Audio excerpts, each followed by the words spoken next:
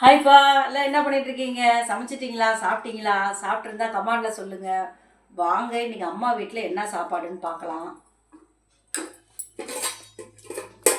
பாருங்கள், சூடாக ஆவி பிறக்க சாப்பாடு தயாராக இருக்கிறது. சும்மா 2 கரண்டி எடுத்து அப்படியே தட்டில் போட்டுடலாம்.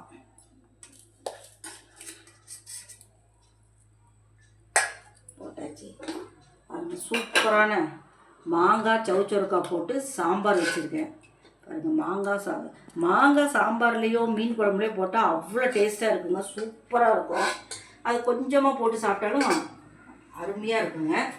பாருங்கள், கத்திரிக்காய் பூண்டு இதெல்லாம் போட்டு அப்படியே கொஜ்ஜி மாதிரி பண்ணியிருக்கேன். இது சூப்பராக சாப்பாட்டில் வெறும் சாப்பாடு வச்சு இதை போட்டு பண்ணி சாப்பிட்டா ரொம்ப டேஸ்ட்டாக இருக்கும்.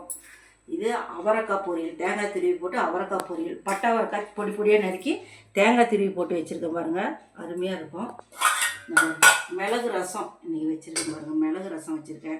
ரசத்தோட ரெசிபி சொல்லலாம் அப்படின்ட்டு இருந்தேன். ஆனால் சொல்கிறதுக்குள்ளேயும் மூணு நிமிஷத்துக்குள்ளேயும் அது தீர்ந்து போயிடுதுங்க. அதனால் அது எப்படி சொல்கிறதுன்னு எனக்கும் தெரியல. அது தனியாக 3 நிமிஷம் ஒரு வீடியோவே போடலான்ட்டுருக்கேன். வாங்க, அம்மா வீட்டில் எப்பவும் போல் தயிர் கொஞ்சமாக இருக்குது. நாளைக்கு நிறையா வாங்கி போட போகிறேன். பாருங்கள், மாம்பழம் கட் பண்ணி வச்சுருக்கேன். இதை தூக்கி இந்த தட்டில் அப்படியே 2 மாம்பழத்தை தூக்கி வச்சிடலாம். சூப்பராக இருக்கும். இன்றைக்கி அம்மா வீட்டில் இந்த சாப்பாடு. உங்கள் வீட்டில் என்ன சாப்பாடுங்கிறத கமெண்டில் சொல்லுங்கள். இன்றைக்கி பிறந்தநாள் திருமணம் உள்ளவங்களுக்கு வாழ்த்து தெரிவிச்சுக்கிறேன்.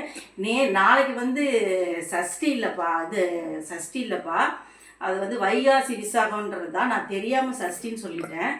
நாளைக்கு இல்லை. இன்றைக்கி நீங்கள் சாயங்காலம் மறக்காத போய் சிவனுக்கு கும்பிட்டுட்டு ஒரு மண் விளக்கில் விளக்கு போட்டு சாமி கும்பிட்டு வந்தீங்களா தோஷங்கள் நீங்கிடும். ரொம்ப நல்லது நடக்கும். இன்றைக்கி பிறந்தநாள் திருமணம் உள்ள வாழ்த்து தெரிவிச்சுக்கிறோம். ஓகேங்க, பாய்ங்க.